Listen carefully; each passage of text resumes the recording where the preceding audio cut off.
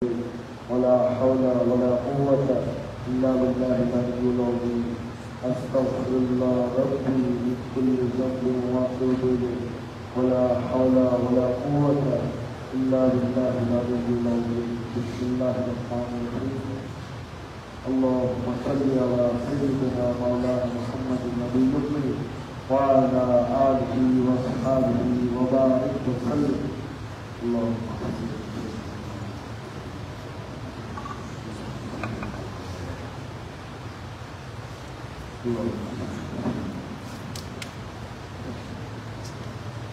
আমরা এখন মিলাদ করব, ইয়াদ করব, এরপরে হালকা জিকির করব। জিকিরের আগে আমরা যদি সংক্ষিপ্ত আলোচনা করব শবে বরাত, লাইলাতুল বারাত উপলক্ষে। এরপরে ইনশাআল্লাহ আমরা জিকির করি, মোনাজাত দিয়ে আজকের মাধ্যমে আমরা শেষ করব। আর আপনারা যারা যারা পারেন তারা এখানে রাতের কিছু অংশ বাড়িতে, আবার তারপরে সেই অংশ অবশ্যই মসজিদে অথবা যে কোনো জায়গায় কবর জিয়ারতে সকলে আমলে থাকবেন। আমরা ইনশাআল্লাহ ধারাবাহিকভাবে আমরা প্রত্যেকটি আমল কি কি করবেন, কীভাবে কি করবেন সব কিছু ইনশাআল্লাহ বলবো। এখন আমরা মিলাদ করব। আলহামদুলিল্লাহ।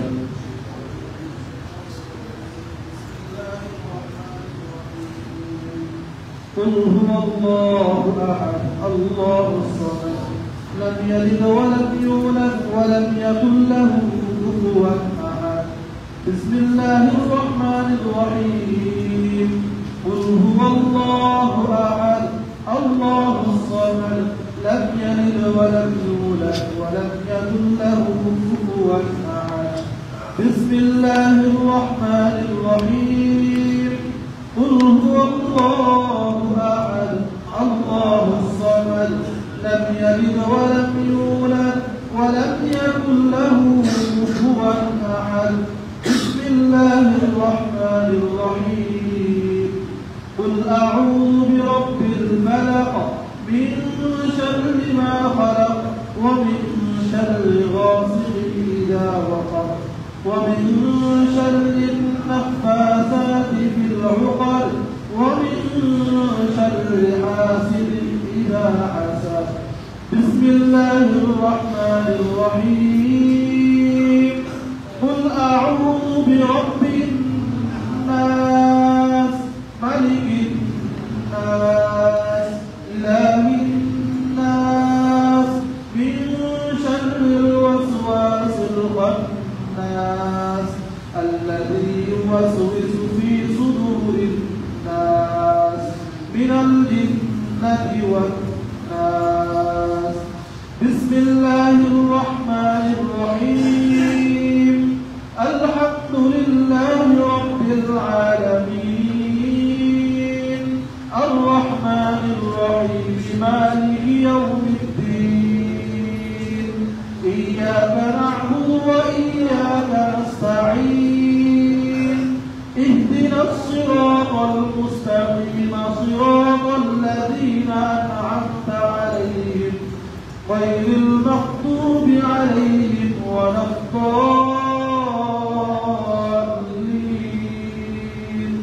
آمين. بسم الله الرحمن الرحيم. ألف لام ميم. ذلك الكتاب لا ريب فيه هدى للمتقين الذين يؤمنون بالغيب ويقيمون الصلاة ومما رزقناهم ينفقون. والذين يؤمنون بما أنزل إليك وما أنزل من قبلك وبالآخرة هم يوقنون. أولئك على هدى من ربهم وأولئك هم المفلحون. إن رحمة الله قريب من المحسنين.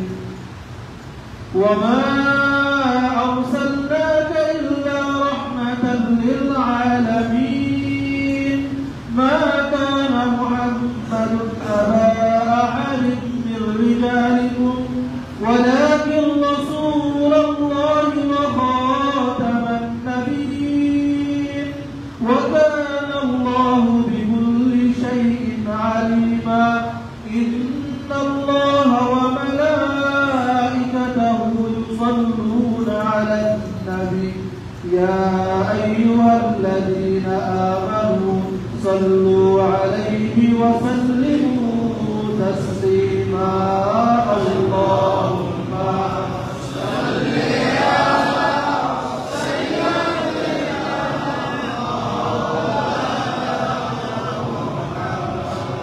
وعلى آل سيدنا مولانا محمد اللهم صل على سيدنا مولانا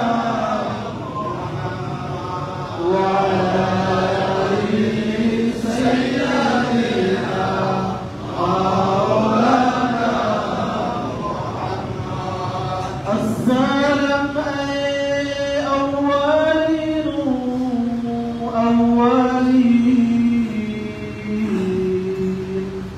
السلام آخرين آخرين اللهم صل على سيدنا مولانا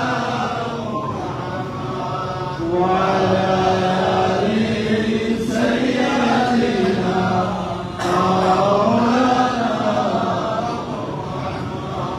السلام غمزتك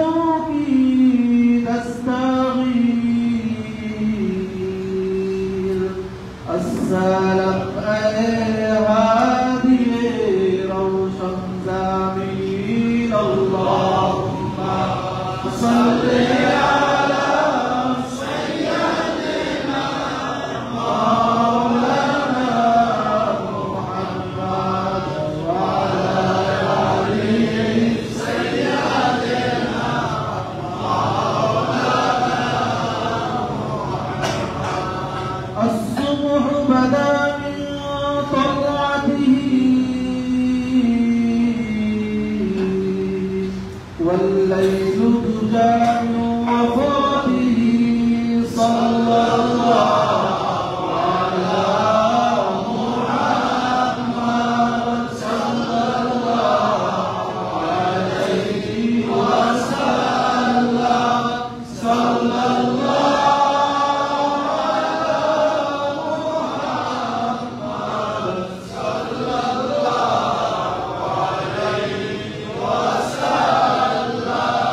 كنز الكرم مولى النعم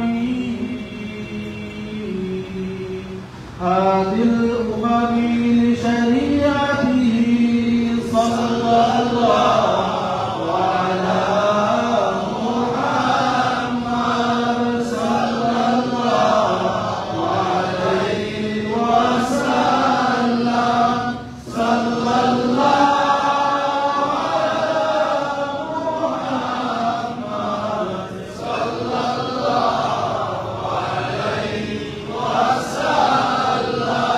جبريل أتى ليلة أسرى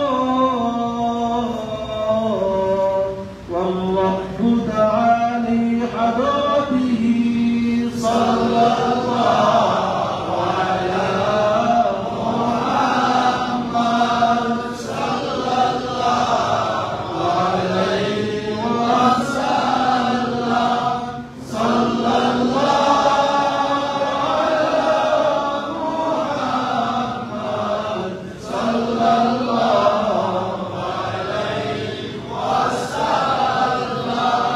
نحمده ونصلي على رسوله الكريم ولما تم من حمده صلى الله عليه وسلم شهران على أشهر الأقوال المروية توفي بالمدينة المنورة أبوه عبد الله وكان قد استاد بأقواله بني عدي من الطائفة النجارية وما كان فيهم شهرا سقيما يعادون سقمه وشكواه ولما تم من حمله صلى الله عليه وسلم على الرابع 9 أشهر قمرية وأنا للزمان أن ينجلي عنه صلاة حضر أمه ليلة وموته آسية ومريم في نسوة من الحديرة القدسية وأخذها المخاض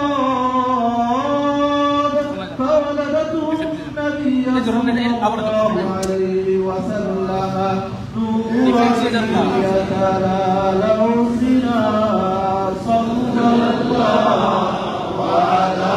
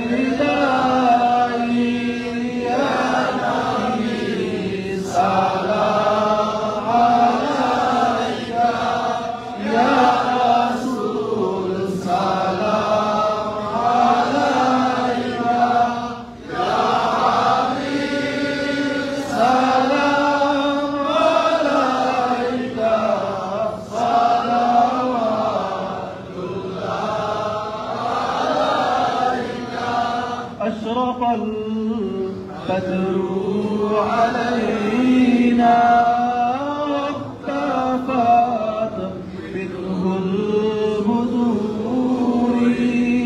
مثله استكبارنا قط يا وجه السرور يا نبي سلام عليك يا رسول سلام عليك يا حبيب سلام عليك صلوات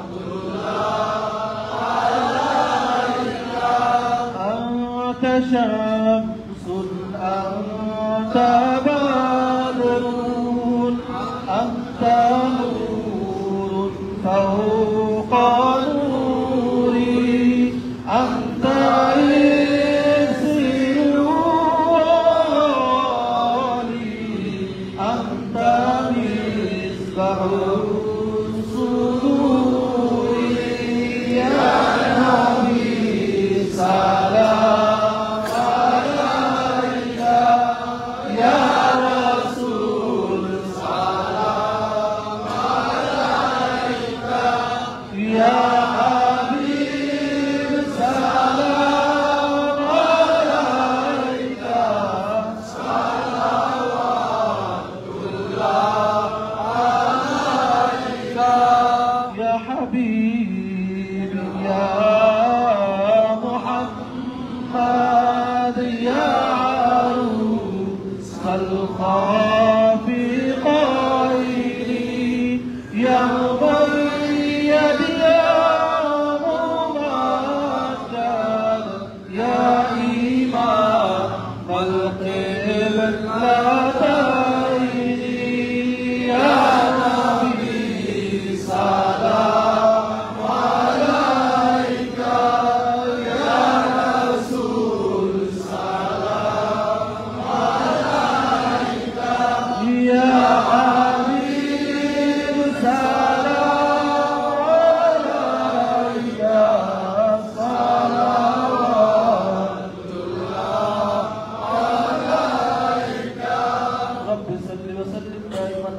على حبيبك خير خلق كلهم بجاه رب الوجود سلام فرحنا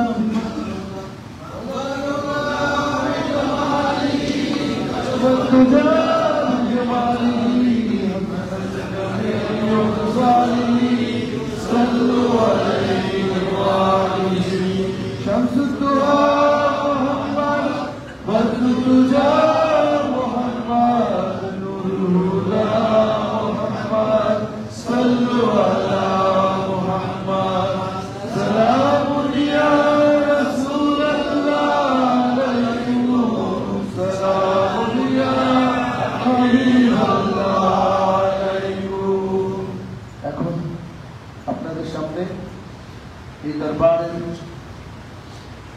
দরবার প্রধান ইমাম মাওলানা মুফতি বিল্লাল হোসেন সাহেব মুতাজিল্লাহ আলী, তিনি খুবই সংক্ষিপ্ত এই সবে বরাত উপলক্ষে কিছু সংক্ষিপ্ত গুরুত্বপূর্ণ আলোচনা করবেন। সবাই মনোযোগ সহকারে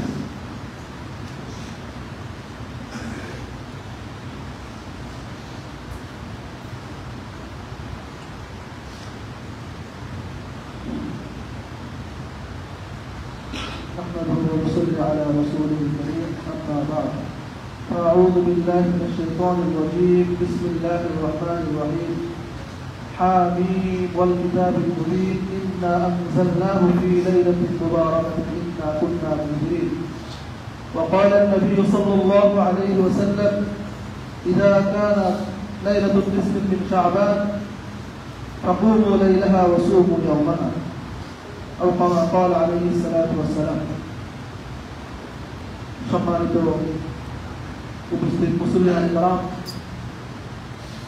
উপস্থিত আছেন দরবারের সম্মানিত পীর সাহেব হুজুর, শ্রদ্ধেয় চাচা এবং অত্র মসজিদের সম্মানিত খতিব সাহেব এবং উপস্থিত সর্বস্তরের মুসলিম ইকরাম, আল্লাহ রাব্বুল আলামিনের দরবারে অসংখ্য অগণিত শুকরিয়া যে আল্লাহ রাব্বুল আলামিন আমাদেরকে এই শবে বরাতের মতন একটি গুরুত্বপূর্ণ এবং বরকতময় একটি রাত আমাদেরকে দান করেছেন। এই জন্য সকলেই শুকরিয়া আদায় করি আলহামদুলিল্লাহ।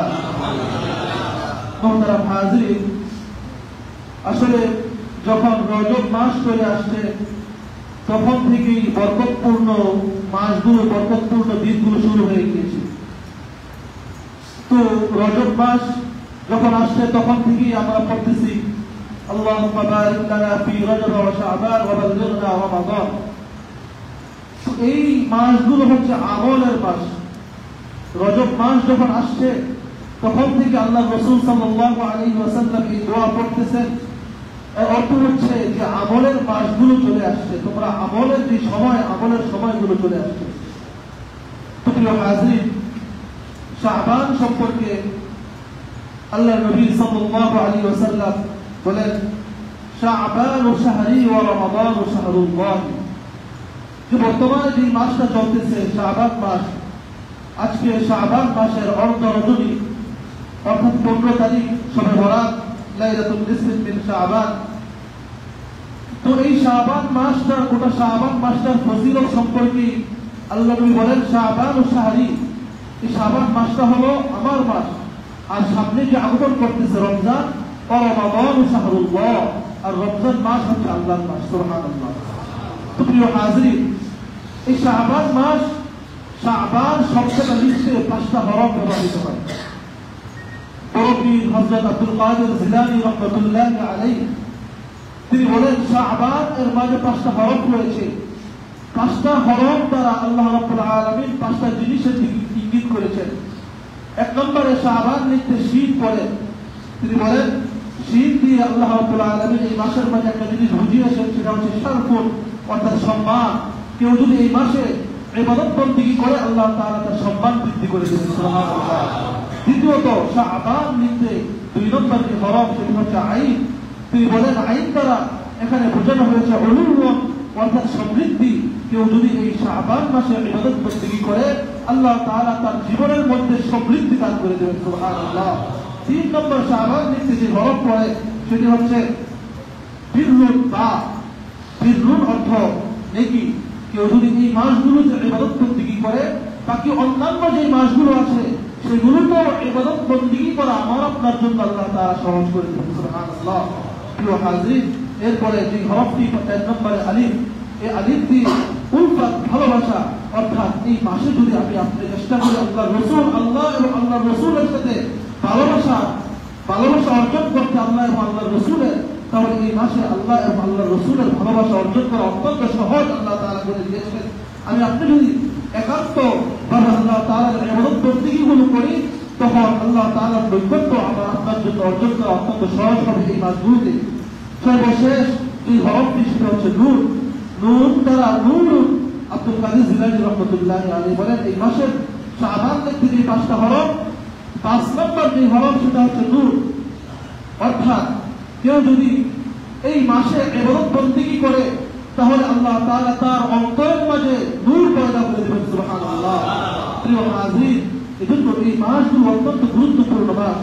আম্মা জান আয়েশা সিদ্দিকা রাদিয়াল্লাহু তাআলা আনহা বলেন, যখন শাবান মাস আগমন করত, তখন আমি খেয়াল করতাম যে আল্লাহর রাসূল সাল্লাল্লাহু আলাইহি ওয়াসাল্লাম এত অধিক পরিমাণে রোজা রাখতেন, রমজান ছাড়া অন্য কোনো মাসে এত অধিক পরিমাণে তিনি রোজা রাখতেন না। আবার তিনি বলেন যে তিনি এত অধিক পরিমাণে রোজা রাখতেন, আমার মনে হতো যেন রমজান মাস শুরু হয়ে গিয়েছে। প্রিয় হাজির, আম্মা জান বলেন, আমি একদিন আল্লাহর রাসূলকে জিজ্ঞাসা করলাম যে আপনি এই মাসে এত বেশি কেন রোজা রাখেন, এত অধিক পরিমাণে রোজা রাখেন, এটার কারণ কি? আল্লাহর হাবিব সাল্লাল্লাহু আলাইহি ওয়াসাল্লাম বলেছেন তখন যে এই মাসের মধ্যে এমন একটা দিন আল্লাহ তাআলা লিখেছেন, এই দিনের মাঝে বান্দার যে মৃত্যুর পরোয়ানা, মৃত্যুর যে সময়, মৃত্যুর যে কাল, ওই সময়টা আল্লাহ রাব্বুল আলামিন মালাকুল মাউতের হাতে হস্তান্তর করে। আমি চাই আমার মৃত্যুর পরোয়ানাটা, আমার মৃত্যুর যেই সূচনাটা, মৃত্যুর যেই লেখাটা, কার্যকরটা আল্লাহ তাআলা করবেন, এটা এমন সময় হোক যখন আমি রোজা অবস্থায় থাকি। সুবহানাল্লাহ। প্রিয় হাজির, এজন্য হাদিসে পাকে ইরশাদ করেছে, তাহইয়াউনা কামা তামুতুনা ওয়া তামুতুনা কামা তাহইয়াউনা। একজন মানুষ যে অবস্থায় মৃত্যুবরণ করবে, সেই অবস্থায় আল্লাহ রাব্বুল আলামিন তাকে হাশরের ময়দানে উঠাবেন। ওয়া তামুতুনা কামা তাহইয়াউনা, আর একজন মানুষ ওই অবস্থায় মৃত্যুবরণ করবে যে অবস্থায় সে জীবন যাপন করবে। সুবহানাল্লাহ। তো আমার আপনার জীবন যাপন যদি সুন্নত মোতাবেক হয়, আল্লাহ এবং আল্লাহ রসুল অনুযায়ী হয়, তাহলে আমার আপনার মৃত্যুটাও আল্লাহ এবং আল্লাহ রসুলের সুন্নত তরিকা অনুযায়ী এবং সহজ অনুযায়ী আমার আপনার মৃত্যু হবে। আর যদি মৃত্যুটা আমার আপনার ভালো হয়, তাহলে আখিরাতের ময়দানে আল্লাহ তাআলা যে উঠাবেন, ওই সময়টাও আমাদের আপনার জন্য ভালো হবে। প্রিয় হাজির, তো বলতেছিলাম শাবান মাস চলতেছে। শাবান মাসের যেই দিনটার কথা আল্লাহ রসুল ইঙ্গিত করেছেন, যেই দিনে আমার আপনার এই আমল নামা, আমার আপনার মৃত্যুর পরোয়ানা জারি করেন, এই মৃত্যুর পরোয়ানা জারি করেন শবে বরাতের এই রজনীতে। হযরত আব্দুল কাদের জিলানী রাহমাতুল্লাহি আলাইহি অন্য জায়গায় তিনি বলেন, কিতাবের মধ্যে বর্ণিত হয়েছে যে তিনি বলেন যে আল্লাহ রাব্বুল আলামিন মানুষের জন্য দুটি ঈদ রেখেছেন, একটি হলো ঈদুল আযহা আর একটি ঈদুল ফিতর। ঠিক তদ্রূপভাবে আল্লাহ রাব্বুল আলামিন ফেরেশতাদের জন্য দুইটা ঈদ নির্ধারণ করেছেন, একটা হলো শবে বরাত আর একটা হলো শবে কদর। প্রিয় হাজির, মানুষের ঈদ আল্লাহ তাআলা দিনের বেলা রেখেছেন। মানুষ দিনের বেলা কাজ করে, সবকিছু করে, আর রাতের বেলা মানুষ ঘুমায়। আর ফেরেশতাদের যেহেতু আল্লাহ তাআলা কোনো ঘুম রাখে নাই, তারা যেহেতু ঘুমায় না, এজন্য আল্লাহ তাআলা তাদের ঈদকে নির্ধারণ করেছেন রাত্রবেলা। প্রিয় হাজির, এজন্য এই সময়টা অত্যন্ত গুরুত্বপূর্ণ একটা সময়, অত্যন্ত বরকতময় একটি সময়। প্রিয় হাজির, উম্মতে মুহাম্মদীকে আল্লাহ তাআলা পাঠিয়েছেন, তাদের হায়াতটাকে আল্লাহ তাআলা অত্যন্ত সীমিত পরিসরে হায়াত দিয়েছেন। যে মুসা আলাইহিস সালাতু ওয়াস সালাম সহ অন্যান্য পূর্বেকার নবীদের জীবনী যখন আমরা শুনি, তখন এক একজন নবী 950 বছর দিনের দাওয়াত দিয়েছেন, এক একজন 1100 বছর জীবিত ছিলেন, বিশাল হায়াত নিয়ে তারা এসেছেন। তাদের উম্মতরা অনেক হায়াত পেয়েছে, অনেক ইবাদত বন্দেগী করেছে। আল্লাহ রাসূল সাল্লাল্লাহু আলাইহি ওয়াসাল্লাম কোন একদিন বনী ইসরাঈলের কোন একটি ঘটনা বলতেছিলেন যে পূর্বেকার লোকেরা অনেক হায়াত পেয়েছেন। সাহাবায়ে কেরাম যখন শুনলেন যে তারা তো অনেক হায়াত পেতেন, কিন্তু তারা অনেক ইবাদত বন্দেগী করতে তারা সময় পেতেন, কিন্তু আল্লাহ তাআলা আমাদের হায়াতটা বেশি অল্প, আমরা ইবাদত বন্দেগী কত বেশি আমরা করতে পারি না। এজন্য প্রিয় হাজির, সাহাবায়ে কেরাম তখন মন খারাপ করে ফেললেন। আল্লাহ নবী সাল্লাল্লাহু আলাইহি ওয়াসাল্লামকে তখন আল্লাহ রাব্বুল আলামিন জানাই দিলেন মান জাআ বিল হাসানাতি ফালাহু আশরু আমসালিহা। এই উম্মতের মুহাম্মদীকে আল্লাহ তাআলা হায়াত কম দিয়েছেন, কিন্তু এই উম্মতের মুহাম্মদী যখন একটা নেকামল করে আল্লাহ রাব্বুল আলামিন তখন তার নেকামলকে একটা নেকামলকে 10টা নেকামলে পরিণত করে দেন। সুবহানাল্লাহ।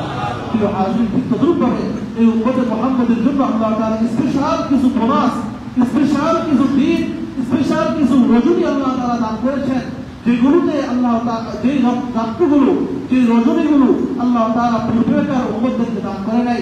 পূর্বেকার উম্মতদেরকে আল্লাহ তাআলা হায়াত দান করেছেন, তারা বছরকে বছর, তারা 100 বছর 200 বছর তারা ইবাদত বন্দেগী করেছে, কিন্তু এই উম্মতের মুহাম্মদীকে আল্লাহ তাআলা হায়াত কম দিয়েছেন, কিন্তু কিছু স্পেশাল সময় দিয়েছে, যেই সময়গুলোতে এই উম্মতের মুহাম্মদীরা ইবাদত বন্দেগী করবে, আর তারা যে হাজার হাজার বছর আমল করেছে তাদের থেকে অধিক পরিমাণে নেকামল এই উম্মতে মুহাম্মদ অর্জন করে নেবে। সুবহানাল্লাহ। প্রিয় হাজির, এজন্য এই রজনীটা, এই রাত্রটাও অত্যন্ত বরকতময় একটা রাত্র। আল্লাহ নবী সাল্লাল্লাহু আলাইহি ওয়াসাল্লাম বলেছেন, ইযা কানা লাইলাতুল নিসফি মিন শাবান ফাকুমু লাইলাহা ওয়া সুমু ইয়াওমাহা।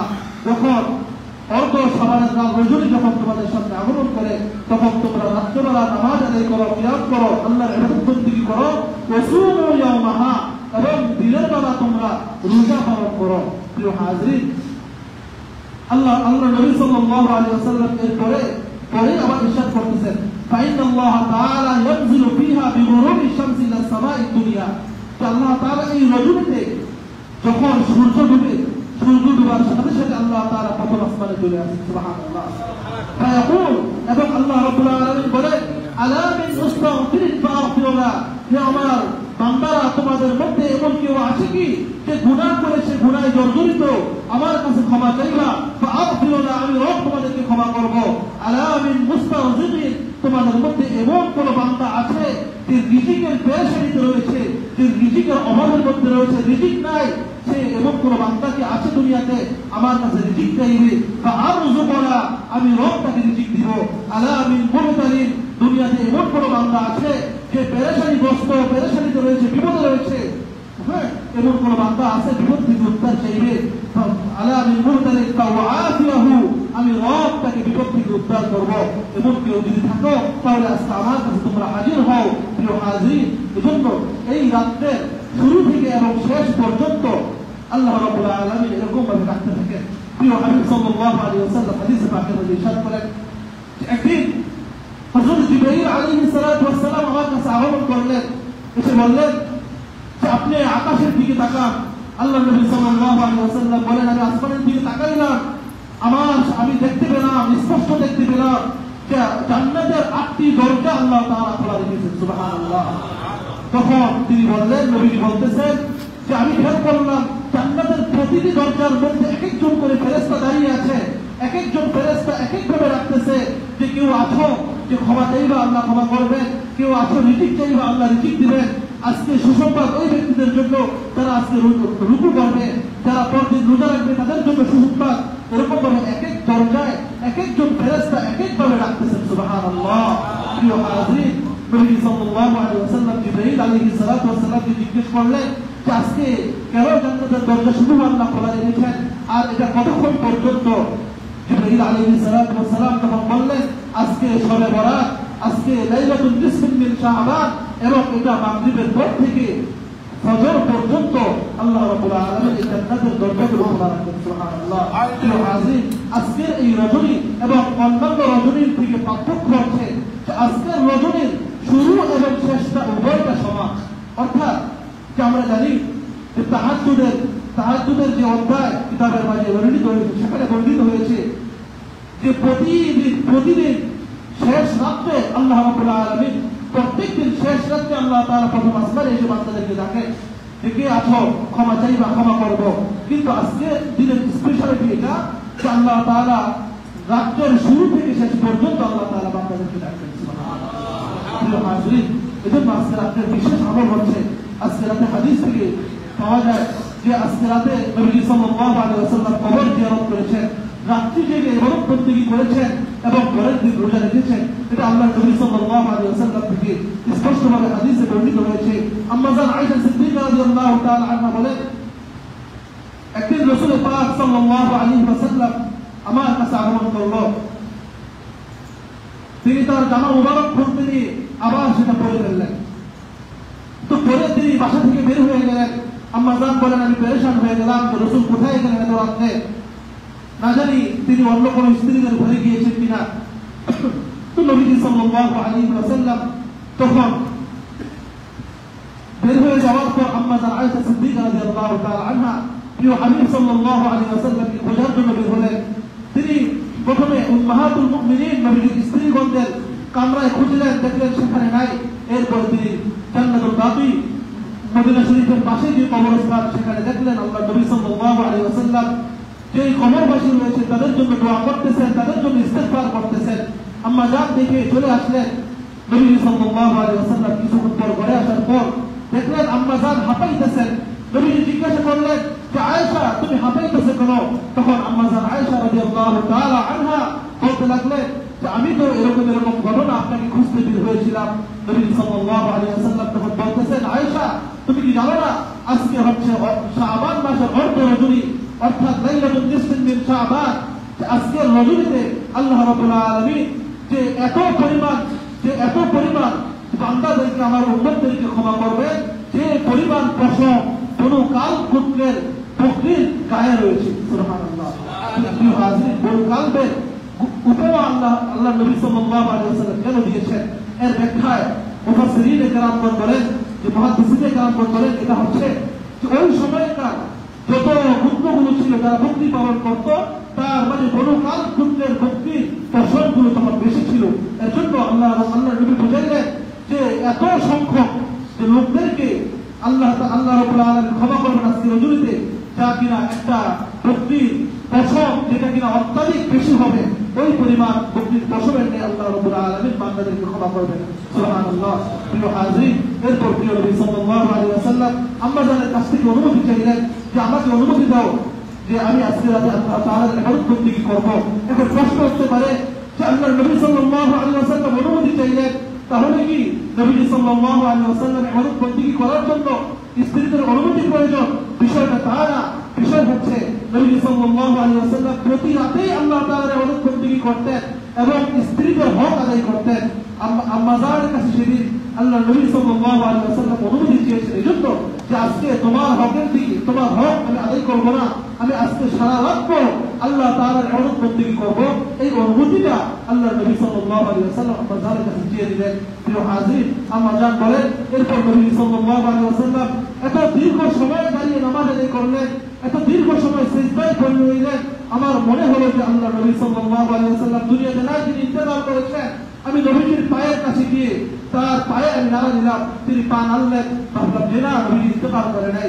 এরপর নবী সাল্লাল্লাহু আলাইহি ওয়াসাল্লাম এরকম ভাবে সারা রাত তিনি ইবাদত বন্দেগীতে পার করে দিয়েছেন। প্রিয় হাজির, এজন্য আজকে রাতে আমরা খেয়াল করবো আমাদের যাদের আত্মীয় স্বজন, আমাদের যাদের পিতা মাতা যারা অন্ধকার কবরে শায়িত হয়েছেন, তাদের জন্য তাদের কবরের পাশে যদি যাওয়া সম্ভব হয়, একবারের জন্য হলেও আমরা তাদের কবরের পাশে দাঁড়িয়ে আমরা তাদের জন্য দোয়া করবো, আমরা তাদের জন্য ইস্তেগফার করবো, তাদের জন্য ক্ষমা প্রার্থনা করবো। প্রিয় হাজির, এবং সারা রাত্র যতটুকু সম্ভব আমি আপনি আজকে ইবাদত বন্দেগীতে কাটাবো এবং খেয়াল করবো আমার আপনার ইবাদত বন্দেগী করতে গিয়ে যেন আমার আপনার আগামীকালের যে ফজরের নামাজ, ফরজ নামাজ, ওটা যেন ছুটে না যায়, সেটার প্রতি আমরা লক্ষ্য রাখবো। যদি মনে হয় যে রাত্রে 3টা-4টা পর্যন্ত আমি যদি ইবাদত বন্দেগী করতে যাই আমার ফজর ছুটে যাবে, তাহলে এত অধিক সময় আপনার ইবাদত করার প্রয়োজন নাই।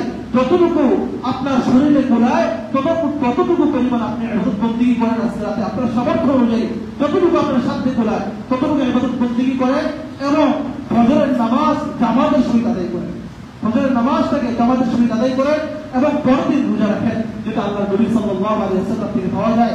এবং বিশেষ করে আজকে রাত যেহেতু পেয়েছি আমরা, আজকে রাতে যেহেতু আল্লাহ রাব্বুল আলামিন অধিক সংখ্যক লোকদেরকে ক্ষমা করবেন, এজন্য আজকে রাতে আমরা অতীতের গুনাহের জন্য আমরা তওবা করি, কেঁদে কেঁদে আল্লাহর দরবারে আমরা তওবা করি। আল্লাহ নবী সাল্লাল্লাহু আলাইহি ওয়াসাল্লাম বলেন, আরকু ফাইন লাম তারকু ফাতারাকু, তোমরা কান্না করো, কান্না করে আল্লাহর কাছে যাও, যদি কান্না না আসে তাহলে তোমরা কান্নার ভান করো। কান্না কি করো? ভান করে আল্লাহর কাছে যাও। অর্থাৎ কান্না করে করে যদি আমি আপনি আল্লাহর কাছে যাই, আল্লাহ তাআলা আমাকে আপনাকে ক্ষমা করে দিবেন। অতীতের জন্য আমরা তওবা ইস্তিগফার পাঠ করি। আল্লাহ তাআলা আজকে রজনীতে আমাদের সকলকে বেশি বেশি ইবাদত বন্দেগী করার তৌফিক দান করুন।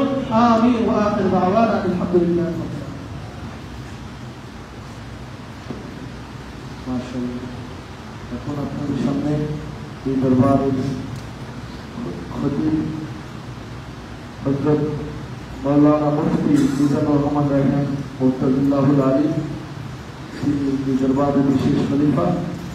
তিনি খুবই সংক্ষিপ্ত, খুবই গুরুত্বপূর্ণ আলোচনা রাখেন, সেগুলো মনোযোগ সহকারে শুনবেন। এরপরে ইনশাআল্লাহ আমরা হালকায় জিকির করি, ইনশাআল্লাহ মোনাজাত দিয়ে আজকের এই মাহফিল শেষ করব।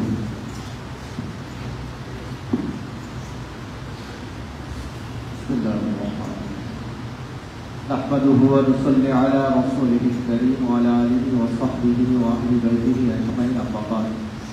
قال الله تبارك وتعالى في القرآن المجيد وفي فرقانه الحميد أعوذ بالله من الشيطان الرجيم بسم الله الرحمن الرحيم تتجافى جنوبهم عن المضاجع يدعون ربهم خوفا وطمعا صدق الله العظيم.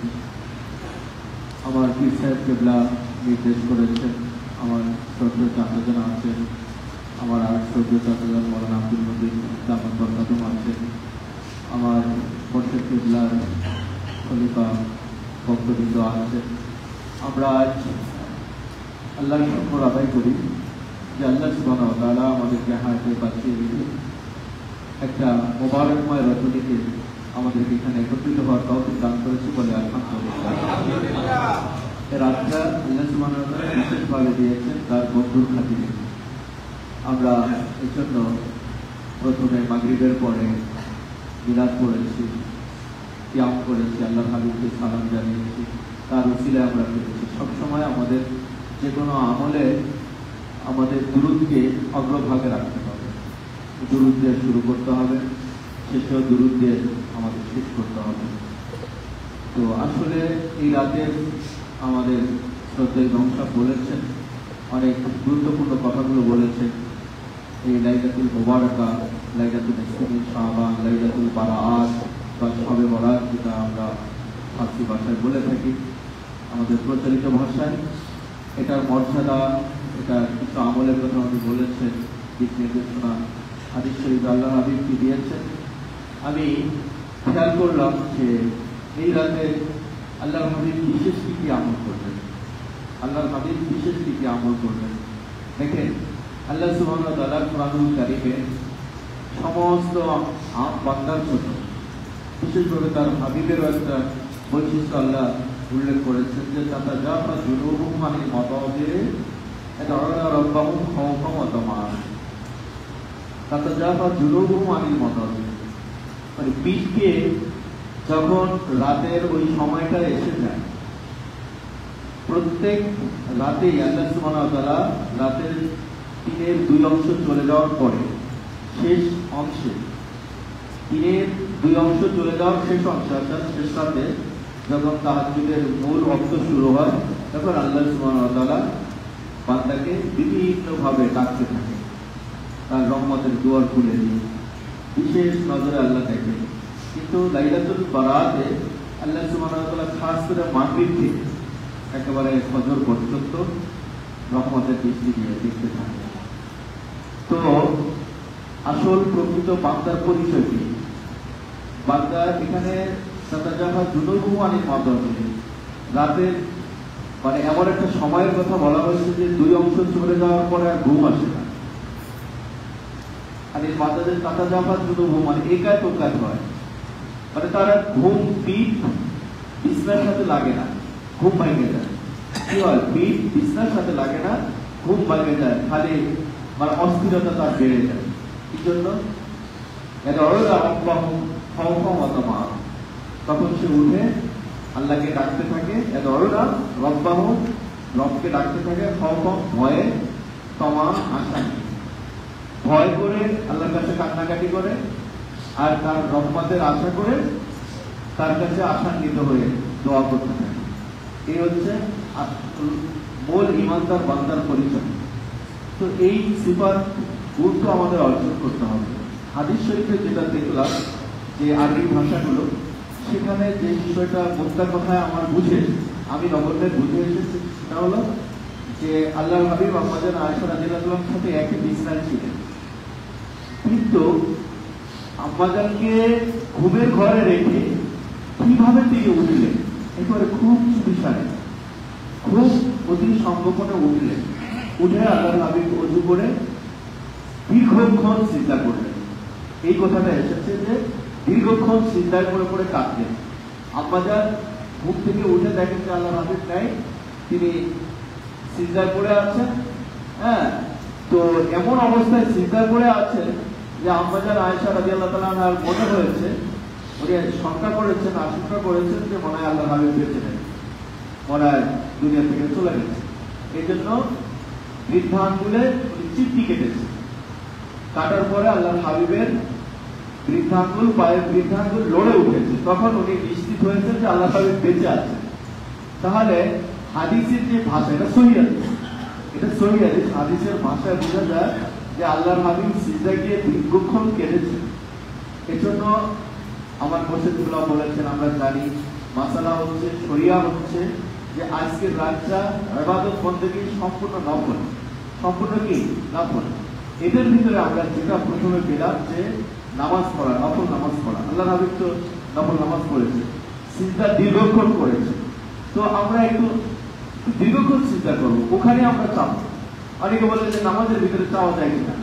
নামাজের ভিতরে আপনার যত হালাল জিনিস আছে সবই চাইতে পারবেন, কিন্তু চাওয়াটা কি? চাওয়াটা প্রথমে হচ্ছে আমার ক্ষমা চাবো। আমার জীবনে যদি ক্ষমা আমি পেয়ে যাই তো আমার তো দরকার নেই। আমার আর কি দরকার আছে বলেন? আমি যদি ক্ষমা পেয়ে যাই, আল্লাহর কাছে যদি ক্ষমা পেয়ে যাই, তো আমার আর কি দরকার আছে বলেন তো? ক্ষমা ছাড়া তো আর আমার বড় প্রাপ্তি কিছু নেই। এই জন্য আমি যদি সিজদায় একটু দীর্ঘ সময় লাগে, নফল সিজদায়, নফল নামাজে আপনি সিজদা অনেকক্ষণ করতে পারেন। সেটা আপনার মানসিকতার উপর নির্ভর করে, ধৈর্যের উপরে নির্ভর করে, আপনার মানসিক অবস্থা কি, সেখানে আপনি কান্নাকাটি করতে পারেন, সেখানে আল্লাহর কাছে ক্ষমা চাইতে পারেন, দোয়া করতে পারেন। তো বিশেষভাবে এটা আসলে যারা ভালোভাবে মাসালা না জানে হয়তো তারা ওইভাবে বুঝে না, তবে আপনার মনের অবস্থার উপরে আপনি একটু দীর্ঘক্ষণ চিন্তা করে কান্নাকাটি করেন, বা এমনিও চিন্তা করা যায়। কি করা যায়? নফল নামাজ ছাড়াও কিন্তু এমনিও চিন্তা হচ্ছে ইবাদত, চিন্তা কিন্তু আলাদা করে ইবাদত, চিন্তাটা হচ্ছে আলাদা করে ইবাদত। এটা আমি আমার মুর্শিদ কিবলাকে দেখেছি যে চিন্তা করে উনি দোয়া করতেছে, এটা হলো সর্বোত্তম অবস্থা। তো এটা আমরা একটা আমল করবো, নফল নামাজ পড়বো, আমরা চিন্তায় আল্লাহর কাছে কাটাকাটি করবো দীর্ঘক্ষণ। এরপর আল্লাহ হাবিব খবর জিয়ারত করেছে। এই যে আপনজনকে ভুলে যাচ্ছে, এটা কিন্তু আমাদের জন্য একটা লাজিমি আমল। অর্থাৎ এই লাইলাতুল বারাতে আমার জীবনে কয়েকবার হলেও এই আমলটা করা দরকার। সবসময় যে করতে হবে এমন কিছু না, মানে এটা বাধ্যতামূলক ফরজ নয়। মাসালা কিন্তু ফরজ না, কিন্তু এটা আমল, রাসূল সাল্লাল্লাহু আলাইহি ওয়াসাল্লামের দেখানো আমল। তো আমরা যদি এই সময়, আজকে রাতে আল্লাহ সবাইকে ক্ষমা করতেছে, আমি আমার জন্য ক্ষমা চাচ্ছি, তাদের কবরের কাছে গিয়ে তাদের অবস্থার উপরে যদি আল্লাহর কাছে আমি তাদের প্রতি দয়া করব, এই দোয়াটা করি, আল্লাহকে কবুল করবেন না? আমি উপস্থিত হলে আমি তো সব পেলাম, কিন্তু তাদের জন্য যে দোয়া করলাম তাদের কাছে গিয়ে যে আল্লাহ, এই যে আমার মা বাবা, আমার আপনজন শুয়ে আছে, আল্লাহ তাদের অবস্থার উপর আপনি দয়া করেন, এটা একটু ভালো হয় না? এটা হচ্ছে আমল, এগুলো আমাদের করতে হবে। এরপরে এই রাতের ব্যাপারে মুফাসসিরিন ইকরাম লাইলাতুল মুবারাকাকে অনেক দিক দিয়ে ব্যাখ্যা করেছে। এটা লাইলাতুল নাদামা, শর্মিন্দা হওয়ার রাত।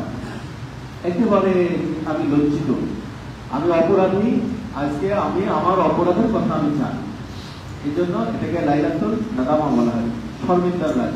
লাইলাতুল তাওবা, এটা ইস্তেগফারের রাত। এ রাতে কি করা দরকার? আমাদের একটু বেশি বেশি তাওবা ইস্তেগফার করা দরকার। তো আমাদের পীর কিবলা দামাত বরকাতুহুল আলিয়া আমাদের সবাইকে নিয়ে তাওবা করবেন, আমাদের জীবনের গুনাহ যেন আল্লাহ মাফ করে দেয়।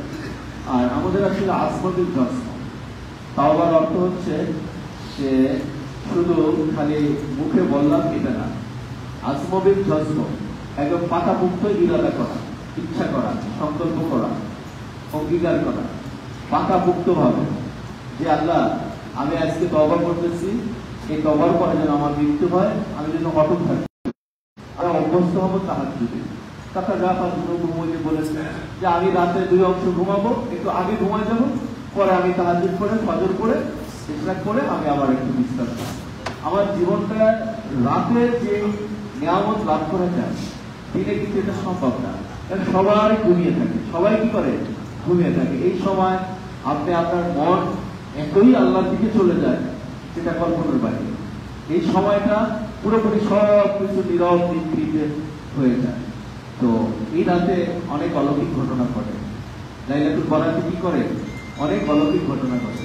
লাইলাতুল বরাতে, লাইলাতুল কদরে, এই রাত্রেগুলোতে কি অনেক অলৌকিক ঘটনাগুলো ঘটে।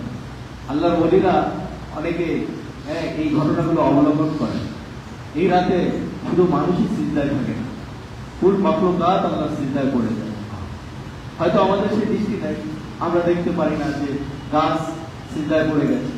অনেকের চোখে দেখেছি যে বাস্তবে গাছ সিজদায় পড়ে উঠে আছে। তো ফুল মাখলুকাত এই রাতে আল্লাহ সুবহানাহু ওয়া তাআলার মহত্ব, বড়ত্ব, তার কিবরিয়া, তার জাতের কিবরিয়া, বড়ত্ব বর্ণনা করে। এজন্য আমরা যত আমরা মনকে পরিশুদ্ধ করতে পারবো, মনকে তৈরি করতে পারবো, আমাদের তত ফায়দা বেশি। এই পীর মাশায়েখদের কাজ হচ্ছে এটাই, যে মনকে তৈরি করে দেওয়া। এরপরে আপনি মনের ভিতরে যা রাখবেন এটা আপনার থেকে যাবে। এটা কি করবে? থেকে যাবে। এই যে জিকিরের সবক কেন দেন? যে আমার অন্তর থেকে আগাছাগুলো, লা ইলাহা ইল্লাল্লাহ, মানে লা কোনো নেই কিছু, ইলাহা আল্লাহ ছাড়া, ইল্লাল্লাহ একমাত্র আছেন আল্লাহ, সমস্ত গায়রুল্লাহকে টেনে এই মানে আপনার আগাছাগুলো বের করে, ময়লাগুলো বের করা হয়, দূর করা হয়। ইল্লাল্লাহ জরব দিয়ে একমাত্র আল্লাহকে রাখা হয়। তো আগে আগাছাগুলো পীর মাশায়েখরা দূর করে। আমি সর্বশেষ একটা সহিহ হাদিস, মুসলিম শরীফের হাদিস, এটা বলে শেষ করব। ক্বালা রাসূলুল্লাহ সাল্লাল্লাহু আলাইহি ওয়াসাল্লাম, ইন্নাল্লাহ তাআলা, নিশ্চয় আল্লাহ তাআলা ইয়াগফিরু লিকুল্লি আবদিন, সকল মানুষকে আল্লাহ সুবহানাহু ওয়া তাআলা এই রজনীতে ক্ষমা করেন, ইল্লাল মুশরিক আও মুশারিক, আল্লাহ মুশরিককে ক্ষমা করে না। তাকে ক্ষমা করার প্রশ্নই আসে না, সে তো শিরকের ভিতরেই আছে, সে তো আল্লাহর সাথে শরীক করতেছে, তো তার তো ক্ষমা করার প্রশ্নই আসে না, একেবারে কেটে দিয়েছেন আল্লাহ, যে না করবো না। আও মুশাহিদ, এবং হিংসুককে। তাহলে যে আমার মসজিদগুলো থেকে বারবার খালি প্রত্যেকটা ওয়াজে, প্রত্যেকটা নসিহতে শুনতাম, আল্লাহ হিংসা দূর করে দাও, আল্লাহ আমার অন্তর থেকে হিংসা দূর করো, অহংকার দূর করো। এই যে পীর মাশায়েখ যারা, আমার মসজিদগুলো একজন আল্লাহ মুকাররবিন, খাঁটি ওলি যে ছিলেন, এটা প্রমাণ হচ্ছে যে অন্তরে হিংসা থাকলে কিন্তু ইবাদত থাকবে না। কি থাকবে না? অন্তরে হিংসা থাকলে আল্লাহর নম্রতা, আল্লাহর জাত ও সিফাত এই অন্তরে বসবে না। আগে হিংসা দূর করতে হবে। হিংসা সেটা আপনার প্রতিবেশীর সাথে হতে পারে, আপন যে কোনো জায়গায় হতে পারে, যে অমুকে আমার থেকে বড় হয়ে যাচ্ছে, অমুকের সম্পদের সাথে না দিচ্ছে আল্লাহ, আপনার এখানে আমার কি বলার আছে? আমি হিংসার আগুনে কেন জ্বলবো? এই জন্য হিংসার এমন একটা যে প্রথমে তোমার অন্তরকে হিংসার মুক্ত করো, এরপরে তুমি তোমাকে মুমিন মনে করো। আজ হাসাদ ফরিদুদ্দিন আখতার রহমাতুল্লাহ বলেন, আজ হাসাদ হিংসা থেকে অন্তরকে আগে পবিত্র করো, এরপরে নিজেকে মুমিন হিসেবে গণ্য করো, যে আমি এখন মুমিন হইতে পারছি। মুহতারাম হাজিরিন, এটা মুসলিম শরীফের হাদিস। আমরা যেন আজকে তওবা করি, যেন আমাদের অন্তরে কোনো হিংসা না থাকে, সব সময় যেন আমরা উদার মনের হই। আমরা মানুষের জন্য দোয়া করি, আল্লাহ তাকে নেককার বানাও, দিনদার বানাও, পরহেজগার বানাও, তাকে অভাব মুক্ত করো। নিজের জন্য শুধু দোয়া করা, এটা হচ্ছে কিবলাতে। দোয়া যত ব্যাপক করবে কাজ হবে। সমস্ত উম্মতে মুহাম্মদ, আমার মসজিদগুলো বলতেন যে আমাদের এই দরবার হচ্ছে আম দরবার, সবার সকল মুমিন মুমিনাতের জন্য দোয়া করা হয়। করার জন্য আজকে আমার মসজিদুল্লাহ দরবারে আমি আপনাদের সাথে শরীক হয়েছি। আল্লাহ সুবহানাহু ওয়া তাআলা আমাদের জামাত বরকতুল আলিয়া আমাদেরকে নিয়ে তওবা করাবেন, এখন জিকির করাবেন, কিছু নসিহত করবেন, তওবা করে আমরা ইনশাআল্লাহ তাআলা করব। আসসালামু আলাইকুম। আমরা এতক্ষণ খুবই গুরুত্বপূর্ণ আলোচনা শুনলাম। এখন আমরা জিকিরে জলদি আমল করবো।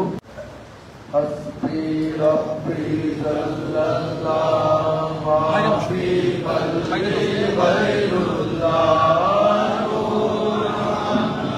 সাল্লাল্লাহু লা ইলাহা ইল্লাল্লাহ হাসবি রাব্বি সাল্লাল্লাহু মাফি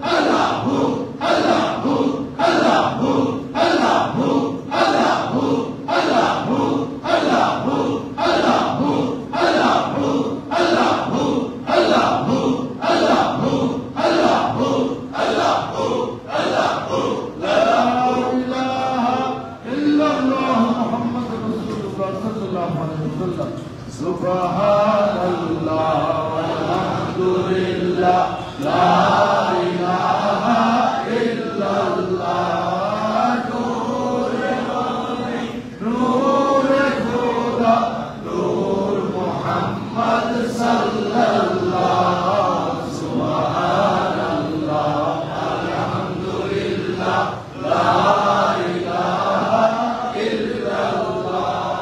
আল্লাহ লাখ লাখ শুকরিয়া। আজকে আমরা এই শবে বরাত, লাইলাতুল বারাত, লাইলাতুল মুবারাক, এই আজকের এই সম্মানিত রাতে, সৌভাগ্যের রাতে আজকে আমরা এখানে বাদমাগরিব থেকে এখানে যারাই আছি, যারা এখানে উপস্থিত হয়েছি, উপস্থিত হতে পেরেছি, এই জন্য আমি মনে করি আমরা ভাগ্যবান। এই জন্য আমরা আল্লাহর কাছে শুকরিয়া জানাই, একবার বলে আলহামদুলিল্লাহ। শবে বরাত যদি ফার্সি শব্দ, সব অর্থ রাত আর বরাত অর্থ সৌভাগ্য, অর্থাৎ সৌভাগ্যের রাত। আর এই উপমহাদেশে এই রাতকে শবে বরাত বলেই পরিচিত। এই রাতের আরবি অনেক নাম রয়েছে, তার মধ্যে রয়েছে লাইলাতুল বারাত। আমরা হাদিস শরীফে এই রাতকে রাসূল সাল্লাল্লাহু আলাইহি ওয়াসাল্লাম, হাদিস শরীফে রাসূল সাল্লাল্লাহু আলাইহি ওয়াসাল্লাম বলেছেন এই রাতকে লাইলাতুল নিসফি মিন শাবান, অর্থাৎ শাবান মাসের মধ্যরাত্রি। আর আল কুরআনে এই রাতকে লাইলাতুল মুবারাকা বলেছে। লাইলাতুল মুবারাকা অর্থ বরকতময় রজনী, বরকতময়। আর দেখেন বিশেষ ওলামায়ে-কেরাম যারা কুরআনের তাফসীর করেন, বেশিরভাগ লোকই তাফসীরের মধ্যে বলেছেন, এই রাতের তাফসীর করতে গিয়ে বলেন এই রাতের অর্থ হচ্ছে লাইলাতুল কিসমা, অর্থাৎ ভাগ্যের রাত, অর্থাৎ ভাগ্যের রাত। লাইলাতুল তাজবীহ, অর্থাৎ জিকির বন্টনের রাত, রিজিক বন্টনের রাত। লাইলাতুল ফায়সালা, তাকদীর নির্ধারণের রাত। এরপর আরো রয়েছে লাইলাতুল আউদ, লাইলাতুল করিম, দয়ার রাত, লাইলাতুল তাওবা, তওবা করার রাত। এই রাতের বরকত আজকে এই মাগরিবের পর থেকে কালকে ফজর পর্যন্ত এই রাত যদি একবার চলে যায়, এই রাতের বরকত আর তার মধ্যে বুঝে আসবে না। আগামী 1 বছর এই রাতের বরকত পেতে হলে আগামী 1 বছর তাকে হায়াতে বাঁচতে হবে। এরপরে আবার এই একটা রাত পাবে 1 বছর পর। এই জন্যে এখন থেকে আগামী বছর পর্যন্ত আমাদের সর্বশেষ বছর মনে করতে হবে নিজেকে, এবং এই মনে করে আমাদেরকে আমলে থাকতে হবে। এবং এই বছরের এই শেষ রাত এবং কত গুরুত্বপূর্ণ রাত, এই রাত যদি চলে যাওয়া হবে না। এই কারণে শেষ রাত মনে করে আমাদেরকে সকলকে আমল করতে হবে এবং মনোযোগের সাথে আল্লাহর প্রতি ধ্যান রেখে আমল করতে হবে। আগামী 8-9 ঘন্টার পুরোপুরি ধ্যান শুধুমাত্র আল্লাহর জন্য দিতে হবে। আমরা সবাই তৈরি তো ইনশাআল্লাহ। দেখেন এরা তো মহান আল্লাহ তাআলা রহমতের দরজাকে উন্মুক্ত করে দেন, পাপী বান্দাদেরকে অবনীত ভাবে ক্ষমা ঘোষণা করেন। শবে বরাতের ফজিলত সম্পর্কে রাসূল সাল্লাল্লাহু আলাইহি ওয়াসাল্লাম অন্যান্য মাসের তুলনায় এই মাসে বেশি নফল ইবাদতের কথা বলেছেন, বেশি বেশি রোজা রাখার কথা বলেছেন। হাদিস শরীফে এসেছে হযরত আয়েশা রাদিয়াল্লাহু তাআলার মধ্যে বর্ণিত, আমাদের এই মসজিদের ইমাম সাহেব দুটি হাদিসই বর্ণনা করেছেন খুবই সুন্দরভাবে, খুবই গুছিয়ে। আয়েশা রাদিয়াল্লাহু তাআলার মধ্যে বর্ণিত, তিনি বলেন রাসূলুল্লাহ সাল্লাল্লাহু আলাইহি ওয়াসাল্লামকে একদিন রাতে আমি ঘুম ভেঙে যায় আমার, এবং একদিন ঘুম ভাঙার পরে দেখলাম যে তিনি বিছানায় নাই। তিনি উঠে চিন্তিত হয়ে পড়লেন, কিন্তু সাধারণত এইভাবে করে বাড়ির মধ্যে নাই। তো তিনি চিন্তা করলেন অন্যান্য স্ত্রীদের ঘরে আছে। তো তিনি অন্যান্য স্ত্রীদের ঘরেও খোঁজ নিলেন, তাকে না বলে তো কখনো যান না। খোঁজ নিয়ে দেখলেন সেখানেও নাই। তো তিনি অস্থির হয়ে পড়লেন এবং পরে অস্থির হয়ে যে বাইরে খোঁজাখুঁজি শুরু করলেন এবং এদিক ওদিক জিজ্ঞাসা করা শুরু করলেন যে আল্লাহ রাসূল কোথায়। তারপর তিনি একটা সময় খুঁজতে খুঁজতে গিয়ে জান্নাতুল বাকিতে গিয়ে দেখলেন তিনি রাসূল সাল্লাল্লাহু আলাইহি ওয়াসাল্লাম কবরবাসীদের জন্য অঝরে কান্না করছে। তখন তিনি তাকে বললেন, এ আয়েশা, তুমি আজকের রাত সম্পর্কে জেনে রাখো, আজকের রাতে আল্লাহ রাব্বুল আলামিন দুয়ার আকাশে প্রথম আকাশে নেমে আসে এবং কে তার জন্য দোয়া করে, কে তার জন্য তার কাছে ক্ষমা চায়, তাকে আল্লাহ তাআলা ক্ষমা করে দেন। এবং কলব গোত্রের যতগুলো কলব গোত্রের পুরো গোত্রের যত মেষ রয়েছে, সেই মেষের পালক যতগুলো রয়েছে, সেই পালক বরাবর ততগুলো মানুষকে আল্লাহ তাআলা এই রাত্রে ক্ষমা করে দেন। সকলে বলতে দেখেন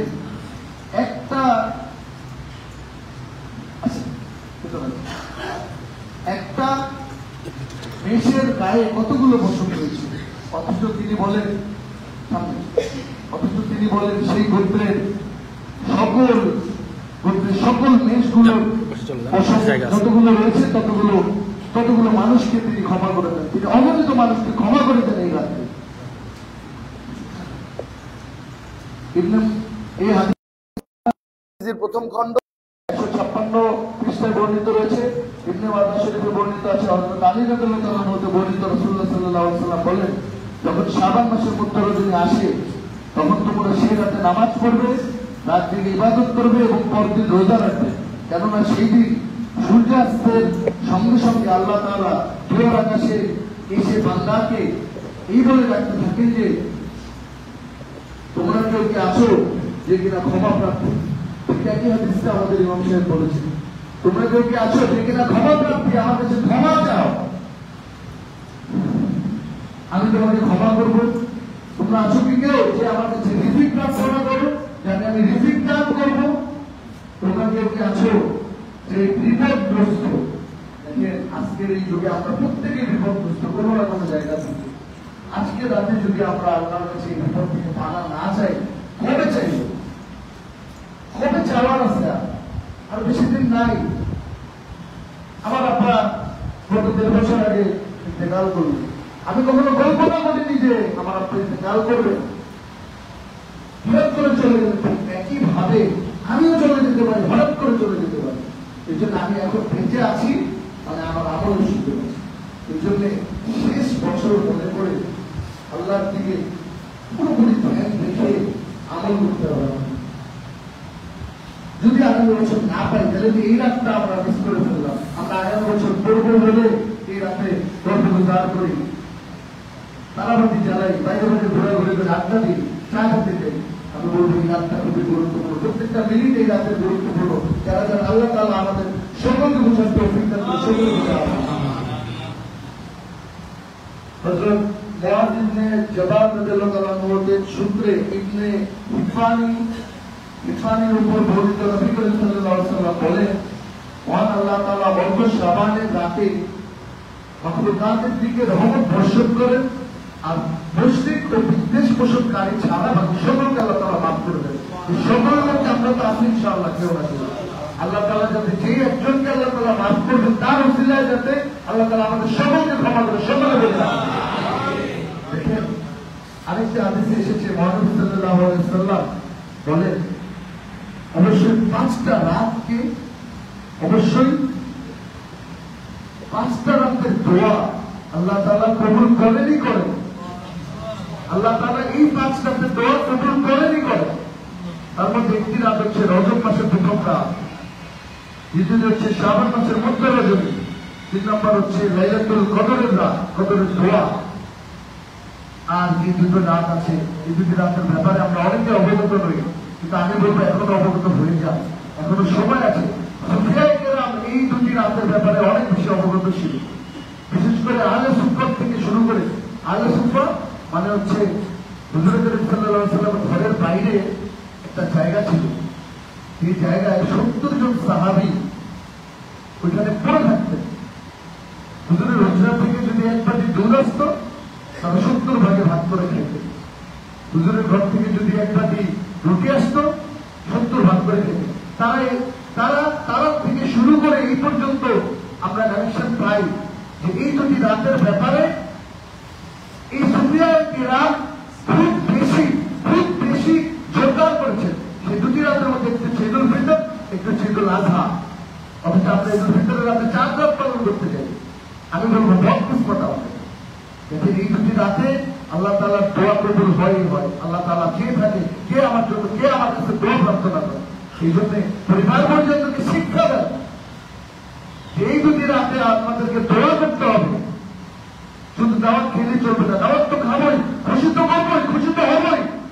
আমি বলি আপনাদেরকে, আমি বলি যে আপনারা এই তারা বলে হাজারটি করা যাবে না, আমি বলি হাজারটি করার দরকার নেই, কিন্তু কেন করবেন? এটা একটা ট্র্যাডিশন, ইসলামের ট্র্যাডিশন।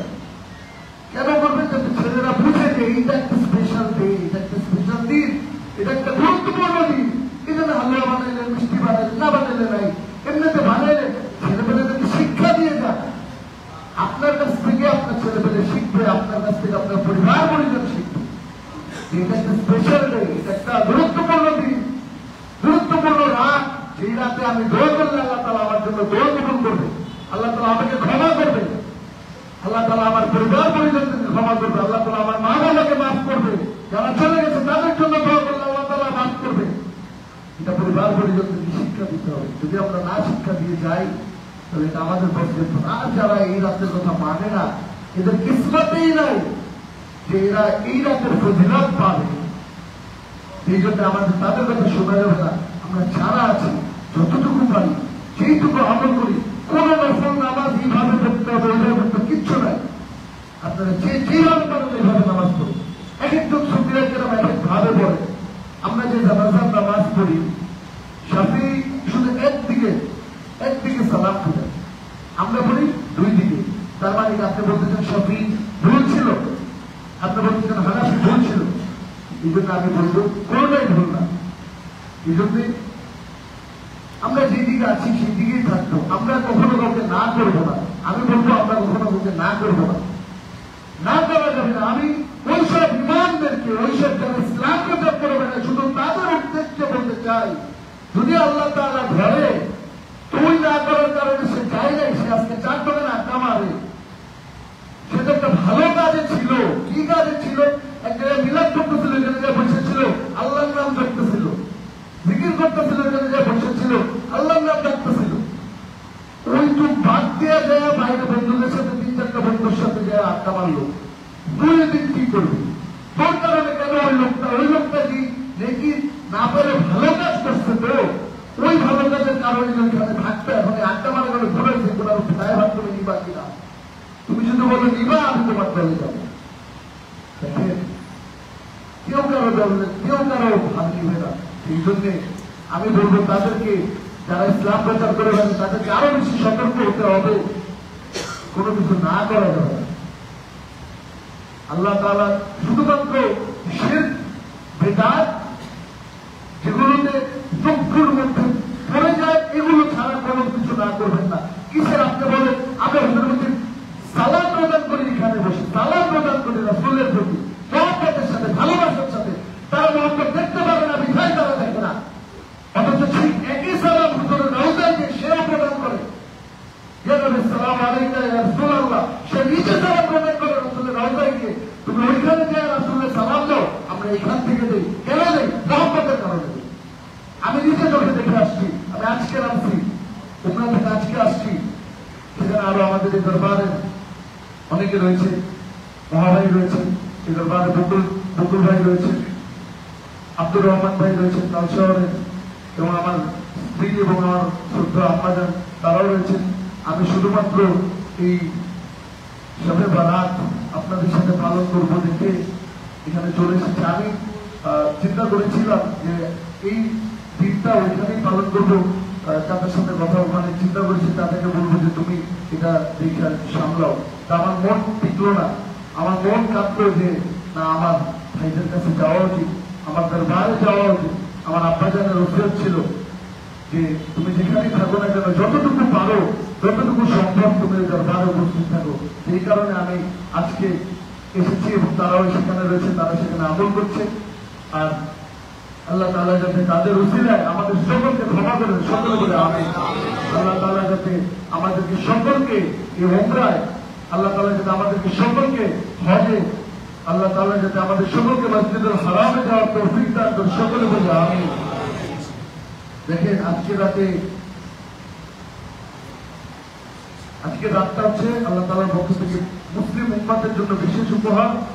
আজকে রাতে আমরা যেসব আমলগুলো করতে পারি তার মধ্যে হচ্ছে নফল নামাজ পড়তে পারি, যে কোনো নফল নামাজ।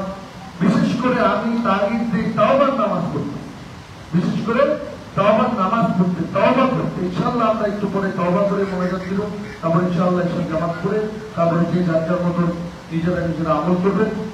আমি দাওয়াত দিই তাওবার নামাজ পড়তে, তাওবা করতে, ইস্তিগফার করতে। সালাতুল তাসবিহ নামাজ আজকে সময় বর্ণনা করেছেন আমাদের খতিব সাহেব। কুরআন তেলাওয়াত করতে, কিছু অংশ জিকির করতে, কিছু অংশ দুরূদ পড়তে, কিছু অংশ দোয়া করতে। আমি বলবো আপনারা নিজেরাই প্ল্যান করে নেন মোবাইলে অথবা কাগজে, যে কে কিভাবে কতটুকু সময় কতটুকু কিভাবে আপনারা আমল করবেন। আর কিছু এরপরে রাতের একদম শেষ আছে সেই রেখে কালকের জন্য রোজা রাখতে, আপনজনদের যারা আছে তাদের কবর জিয়ারত করতে। আমি সব সময় বলি, প্রত্যেক বৃহস্পতিবারে বলি, যখনই যে কোনো মাহফিলে যাই সেই মাহফিলেই বলি যে আপনারা কবর জিয়ারতে চান, আপনাদের মন নরম হবে। কবর দেখলে মন নরম হবে। কি নরম হবে? মৃত্যুর কথা স্মরণ হবে। মৃত্যুর কথা স্মরণ হলে কি হবে? যারা চলে গেছে তাদের জন্য দোয়া করলে তারা এই জাতা পাবে। যারা চলে গেছে তাদের জন্য দোয়া করলে, কারো আযাব হলে আমরা দোয়া করলে তার আযাব কমবে। তার মানে কি, আমি যদি চলে যাই, আমার যদি আযাব হতে থাকে, কেউ যদি দোয়া করে আমার আযাবটা কমবে। এটা তো নিজের বুঝ, নিজের বুঝ বুঝে না, তাকে বোঝানোর ক্ষমতা আমার নেই। এই জন্য আমি বলি সবসময় প্রত্যেকটা মাহফিলে আমি দাওয়াত দিই, প্রত্যেকটা জায়গায় আমি দাওয়াত দিই। যখন যেভাবে আমি দাওয়াত দিই, কবর জিয়ারত করার কথা বলি। যারা চলে গেছে তাদের তো আমাদের আর সুযোগ নেই। সুযোগ আছে কি? তারা তো বেসাহারা, কিচ্ছু জানে না, মানে কোনো লাভ নেই, তাদের আর কোনো ক্ষমতা নাই, আল্লাহ রাখলে কোনো লাভ নেই, তাদের আর কোনো কিচ্ছু করার সুযোগ নেই। আমরা বেঁচে আছি, আমাদের সুযোগ আছে, আমরা সুযোগটাকে কাজে লাগাই, তাদের জন্য দোয়া করি। আর আমরা যদি আমাদের পরিবার পরিজনদেরকে নিয়ে কবর জিয়ারত করি, ছেলেমেয়েদেরকে নিয়ে যদি কবরে যাই, তাহলে আমি ইন্তেকাল করলে আমার ছেলেমেয়েরা আমার কবরে যাবে, আমার জন্য দোয়া করবে, আমার জন্য দান সৎকার করবে। আর যদি আমি না যাই, তাহলে আমার ছেলেমেয়েরা শিখবেই না কিভাবে আমার জন্য দোয়া করতে হয়, তা আমি যাতা ভাবে করছি। এই জন্য আমি সকলকে দাওয়াত দিই, সকলে পরিবার পরিজনদেরকে নিয়ে কবর জিয়ারতে যাবেন। আজকের দিনে সকলে বেশি বেশি পারলে দান সৎকার করবেন।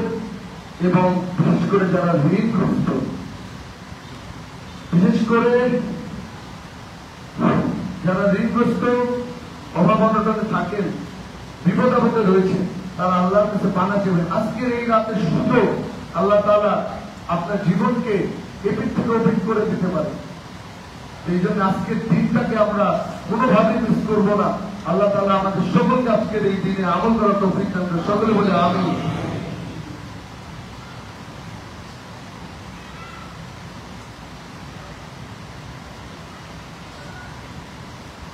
এই জন্য আল্লাহ তাআলা যাতে আমাদের সকলকে আজকের এই দিনে আমল করার তৌফিক দান করেন। সকলে বলে আমিন।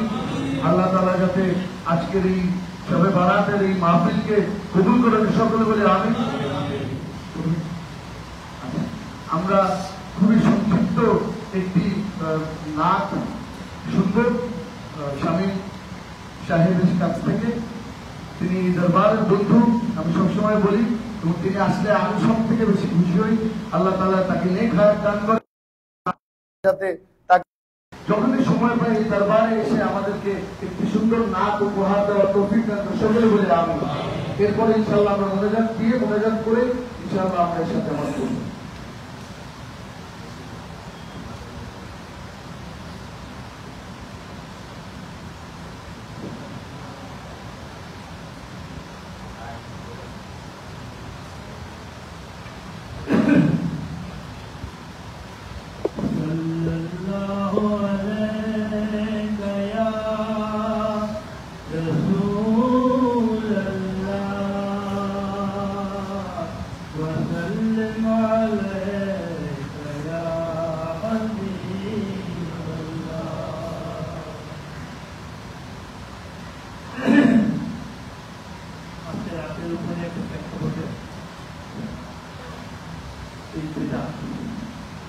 मदद कर मेरी दो जहानों के मालिक,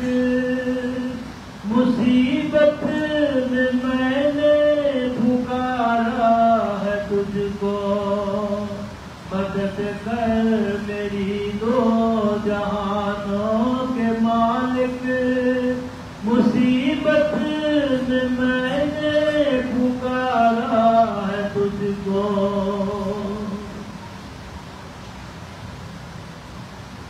گناہوں کے دلدل میں میں پھنس گیا ہوں، نکلنے کی راہیں ہوئی بند ساری، او نیا میری ڈوبتی جا رہی ہے، بچا لے ہمیں تو خداوند باری، کسی سے کوئی واسطہ ہی نہیں ہے، تیرا جب سے خالق سہارا ہے مجھ کو، مدد کر میری دو جہانوں کے مالک، مصیبت میں نے پکارا ہے تجھ کو،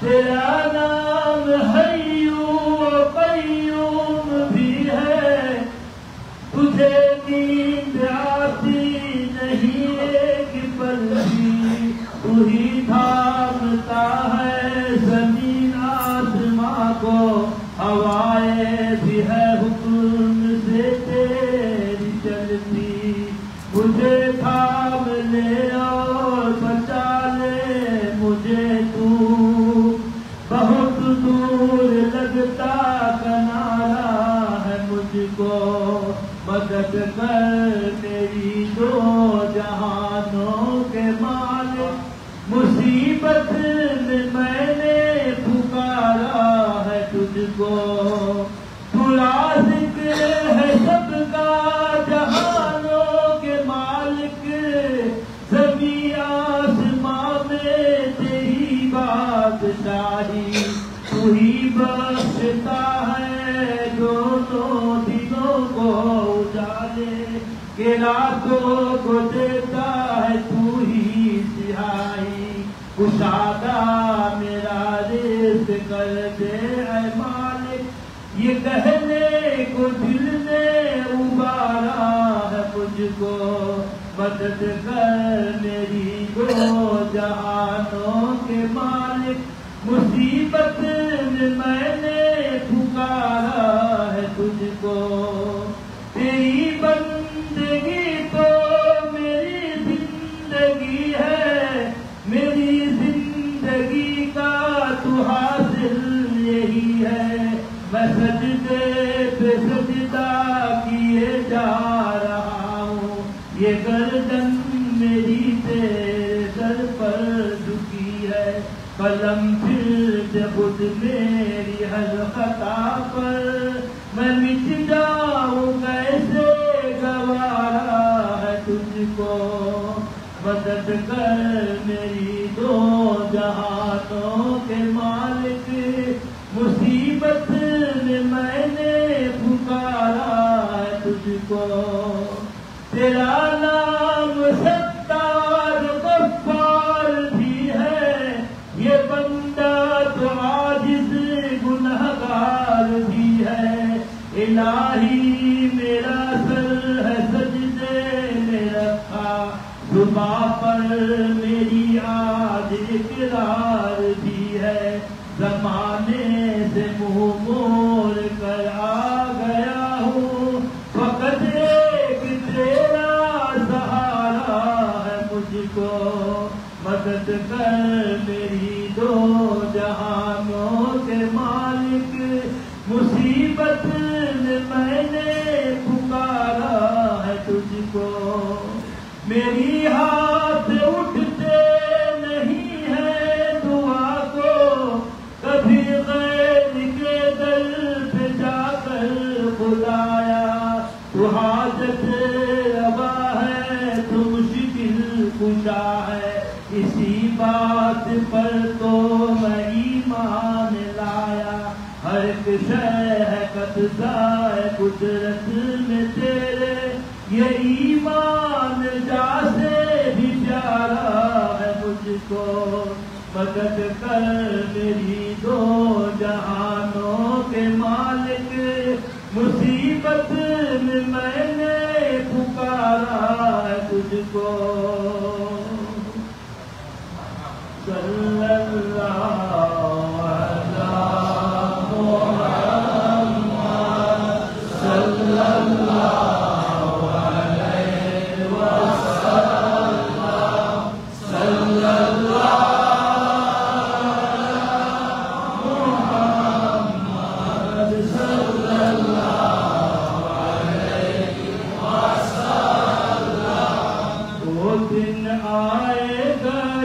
بار میں مدینے جاؤں گا وہ دن آئے گا ایک بار میں مدینے جاؤں گا کرنے روزے کا دیدار کرنے روزے کا دیدار میں مدینے جاؤں گا وہ دن آئے گا ایک بار میں مدینے جاؤں گا شاہ مدینہ رحمت عالم نبیوں کے سردار دیکھے کب دکھلائیں گے اپنا نورانی دربار میں تو ہوں کب سے تیار میں تو ہوں کب سے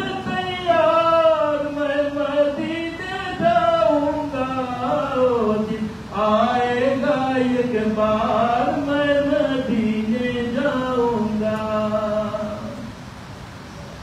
بڑی امید ہے سرکار قدموں میں بلائیں گے بڑی امید ہے سرکار بڑی امید ہے سرکار قدموں میں بلائیں گے کرم کی جب نظر ہوگی مدینہ ہم بھی جائیں گے وہ دن آئے گا ایک بار میں مدینے جاؤں گا دیکھ کے مجاسی کو ان کا آ جائے گا پیار نورانی چادر میں چھپا لیں گے اس دم سرکار لے کر جب اشکوں کے ہار لے کر جب اشکوں کا ہار میں مدینے جاؤں گا وہ دن آئے گا ایک بار میں مدینے جاؤں گا کیا غم ہے کہ ذکر ہوئے ہے دوری کی زنجیر مل جائے گی مجھ کو میرے خوابوں کی تعبیر جس دن چاہیں گے سرکار جس دن چاہیں گے سرکار میں مدینے جاؤں گا وہ دن آئے گا ایک بار میں مدینے جاؤں گا ہے آمنہ میں میم تو حلیمہ میں میم ہے محراب میں ہے میم تو منبر میں میم ہے مینار میں ہے میم تو مسجد میں میم ہے احرام میں ہے میم تو زمزم میں میم ہے میلاد میں ہے میم تو محفل میں میم ہے کیا کیا فضیلتیں ہے محمد کے میم میں پیغام میں ہے میم تو پیغمبر میں میم ہے پیام میں ہے میم تو پیغمبر میں میم ہے احمد میں میم ہے تو محمد میں میم ہے مکے میں میم ہے تو مدینے میں میم ہے مکے میں میم ہے تو مدینے میں میم ہے اور اس میم کا ہے راز الف لام میم میں وہ دن آئے گا ایک بار میں مدینے جاؤں گا एक बार मैं मदीने जाऊंगा, करने रोज़े का दीदार, करने रोज़े का दीदार, मैं मदीने जाऊंगा। वो दिन आएगा एक बार मैं मदीने जाऊंगा।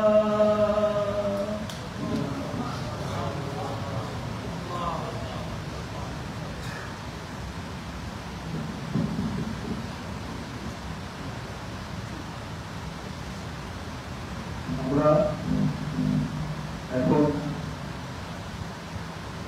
কাদেরিয়া তরিকার উপর ইস্তেগফার করব, তওবা করব। আপনারা যারা যারা পারেন তারা সকলে আমার সাথে সাথে পড়বেন।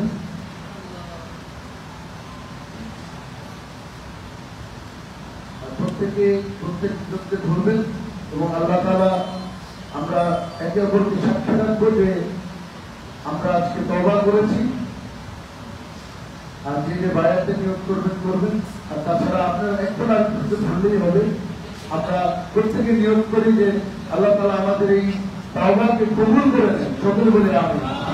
আল্লাহ তাআলা আজকে যে আমরা সকলে একসাথে দলবদ্ধ হয়ে তওবা করলাম, আল্লাহ তাআলা যাতে আমাদের এই তওবাকে কবুল করেন। সকলে বলে আমিন। আল্লাহ তাআলা যাতে আমাদের পূর্বের সকল গুনাহ খাতাকে মাফ করে দেন। সকলে বলে আমিন। আল্লাহ তাআলা যাতে আজকের এই তওবার উসিলায় আমাদের বাবা যারা চলে গেছে তাদের সকলের গুনাহ খাতাকে মাফ করে দেন। সকলে বলে আমিন। আমি যা যা করবো সকলে দাদা করবে। আউযু বিল্লাহি মিনাশ শাইতানির রাজীম। বিসমিল্লাহির রহমানির রহিম। বিসমিল্লাহির রহমানির রহিম। আস্তাগফিরুল্লাহ রাব্বি মিন কুল্লি যামবিন ওয়া আতুবু ইলাইহি ওয়া লা হাওলা ওয়া লা কুওয়াতা ইল্লা বিল্লাহি আলিয়্যিল আযীম। আস্তাগফিরুল্লাহ রাব্বি মিন কুল্লি যামবিন ওয়া আতুবু ইলাইহি ওয়া লা হাওলা ওয়া লা কুওয়াতা ইল্লা বিল্লাহি আলিয়্যিল আযীম। তওবা তওবাতুন নসুহা, তওবা তওবাতুন নসুহা, তওবা তওবাতুন নসুহা। আমরা কাদেরিয়া, চিশতিয়া, আব্দুল্লাহিয়া তরিকার উপর বায়াত গ্রহণ করলাম এবং তওবা করলাম। হায় আল্লাহ, আমাদের এই তওবাকে তুমি কবুল করে নাও। হায় আল্লাহ, আমাদের পূর্বের গুনাহ খাতাকে তুমি মাফ করে দাও। হায় আল্লাহ, আজকে শবে বরাতের রাতে তুমি সকলে সাক্ষী রেখে তওবা করতেছি, ইস্তেগফার করতেছি। আমাদের এই তওবাকে তুমি কবুল করে নাও। আল্লাহুম্মা আমিন। ربنا آتنا في الدنيا حسنة وفي الآخرة حسنة وقنا عذاب النار وادخلنا الجنة مع الأبرار يا عزيز يا غفار يا رب العالمين. ربنا لا تزغ قلوبنا بعد إذ هديتنا وهب لنا من لدنك رحمة إنك أنت الوهاب. رب ارحمهما كما ربيانا صغيرا رب ارحمهما كما ربياني صغيرا.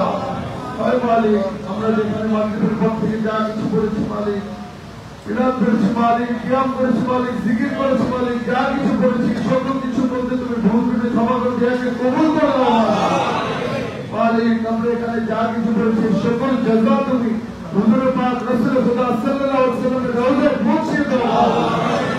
হায় মালিক, আমরা যা কিছু করেছি সকল জাযা তুমি দরবারে প্রতিষ্ঠাতা হযরত মুহাম্মদ নায়েব পাক রাহমাতুল্লাহ আলাইহি থেকে শুরু করে আমার মুর্শিদ কিবলা আমার আব্বাজান পর্যন্ত যত ওলি ছিলেন, যত দরবেশ ছিলেন, যত প্রতিনিধি ছিলেন, সকলের রওজায় তুমি পৌঁছে দাও।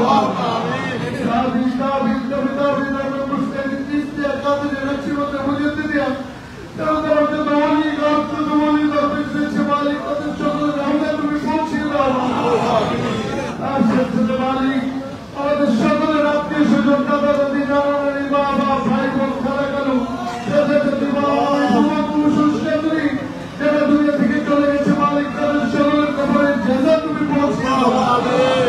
মালিক এই দরবারের কবরস্থানে যারা শুয়েছে, দরবারের বাইরের কবরস্থানে যারা শুয়েছে, মালিক তাদের সকলের জাযা তুমি পৌঁছিয়ে দাও, তাদের সকলের কবর আযাব তুমি মাফ করে দাও, তাদের সকলকে তুমি জান্নাতুল ফেরদাউস দান করো, তাদের সকলকে তুমি বেহেশত নসিব করো। মালিক আমরা এখানে যারা উপস্থিত আছি, মালিক আমরা যারা বেঁচে আছি, এই আত্মীয় স্বজনদের মধ্যে যারা বেঁচে আছি, মালিক মালিক আমাদের পূর্বের গুনাহ তুমি মাফ করে দাও। মালিক তুমি যারা মারাদের উপলক্ষে আমাদের পূর্বের গুনাহ মাফ করে দাও। মালিক তুমি আমাদেরকে ক্ষমা করে দাও। মালিক আমাদের আগের যত গুনাহ সকল গুনাহ তুমি মাফ করে দাও। মালিক তুমি আমাদের সকলকে কবুল করে দাও। মালিক তুমি আমাদের তওবাকে কবুল করে দাও। মালিক তুমি মাহফিলকে কবুল করে দাও। মালিক আমরা যারা পূর্বে গুনাহ করেছি, মালিক বুঝে না বুঝে গুনাহ করেছি, মালিক আজকের এই দিনে তোমার কাছে তওবা করছি। মালিক মালিক আমরা সকলে সাক্ষী থেকে তওবা করছি। মালিক আমাদের এই তওবাকে তুমি কবুল করে দাও। মালিক তুমি পরিবার করে আমাদের সকলের পরিবার পরিজন তুমি হেফাজত করো। মালিক আমাদের পূর্বের গুনাহকে তুমি মাফ করে দাও। মালিক আজকের এই রাতে আমাদের সকলকে তুমি আমল করো, তৌফিক দান করো। मालिक तुम्हें दरबार के इबादत करो। मालिक तुम्हें दरबार के क़यामत पर्यंत जाने रखो। मालिक तुम्हें सिलसिला के क़यामत पर्यंत जाने रखो। मालिक ये दरबार दुश्मन से दफा कर दाओ। मालिक तुम्हें दरबार दुश्मन से दफा कर दाओ। मालिक तुम्हें दरबार दुश्मन से दफा कर दाओ। दरबार दुश्मन से दफा न करले हिदायत को दरबार में रुजू कर दाओ। मालिक शर्त के वस्ता से हमारे को मुक्त रखो। शर्त फितना से हमारे को मुक्त रखो। আমাদের মনে থেকে কিনা ভুল হিংসা বিদ্বেষ তুমি দূর করে দাও। মালিক আমাদের পরিবার পরিজনদের তুমি হেফাজত করো। মালিক আমাদেরকে তুমি ক্ষমা করে দাও। মালিক আমাদের পূর্বের গুনাহকে তুমি মাফ করে দাও। মালিক যারা ঋণগ্রস্ত ঋণমুক্ত করে দাও। মালিক যারা আমল করে হয় না তাদের আমল করে দাও। মালিক যারা পরীক্ষা দিয়েছে পরীক্ষা আসান করে দাও। যাদের জোরানে তাদের জোরা মিলিয়ে দাও। যাদের চাকরি তাদের চাকরি মিলিয়ে দাও। আমাদেরকে হালাল রুজির ব্যবস্থা করে দাও। আমাদের ব্যবসায়িক রুজি বৃদ্ধি করে দাও। তোমার এমনি দিন দান করো। তোমার গায়েবী ঘটনা থেকে আমাদেরকে সাহায্য করো। তোমার গায়েবী এজেন্ডা আমাদেরকে সাহায্য করো। মালিক এদের পারে মোহাম্মদ পরিধান খানদান শেখার জমিল মুমিনিন ওয়াল মুমিনাত ওয়াল মুসলিমিন ওয়াল মুসলিমাতকে তুমি ক্ষমা করে দাও। মালিক তুমি ইসলামের বদলে তোমালি, তুমি দিনের বদলে তোমালি, তুমি দরবারের মধ্যে রুজু রাখো। মালিক আমাদের পরিবার পরিজনদেরকে তুমি হেফাজত করো। তুমি আমাদের সকলকে হেফাজত করো। মালিক এই দরবার যারা তফসিল তোমরা সে সকলের তফসিলকে তুমি কবুল করে দাও। মালিক আমি তোমার কাছে যারা দোয়া চায় সকলের দোয়াকে তুমি কবুল করে দাও। মালিক আমরা যে জানলে এক মকসদ নিয়ে হাত দিয়েছি। মালিক এই রাতে মালিক বরাতে যাতে সবে বরাতে যাতে মালিক যে যার মকসদ নিয়ে হাত দিয়েছি, মালিক তার মকসদকে তুমি পুরা করে দাও। সকলের এক মকসদকে তুমি পুরা করে দাও। সকলের পরেশানি তুমি দূর করে দাও। মালিক আমাদেরকে তুমি হেফাজত করো। মালিক আমাদের সামনে দিন বড় কঠিন। মালিক আমাদের সামনের দিনকে তুমি সহজ করে দাও। মালিক এই আখেরি জামানায় এই শেষ জামানায় আমরা কিছু লোক সবে বরাত বলে ঠিকানা উপস্থিত হয়েছি, তোমার কাছে হাত উঠিয়েছি। মালিক আমাদের পূর্বের গুনাহ থেকে মাফ করে দিয়ে আমাদের দোয়াকে তুমি কবুল করে দাও। মাহফিলকে তুমি কবুল করে দাও। মালিক পৃথিবীর মুসলমানদেরকে তুমি হেফাজত করো। ফিলিস্তিনের মুসলমানদেরকে তুমি হেফাজত করো। এই দেশের মুসলমানদেরকে তুমি হেফাজত করো। এই দেশকে হেফাজত করো।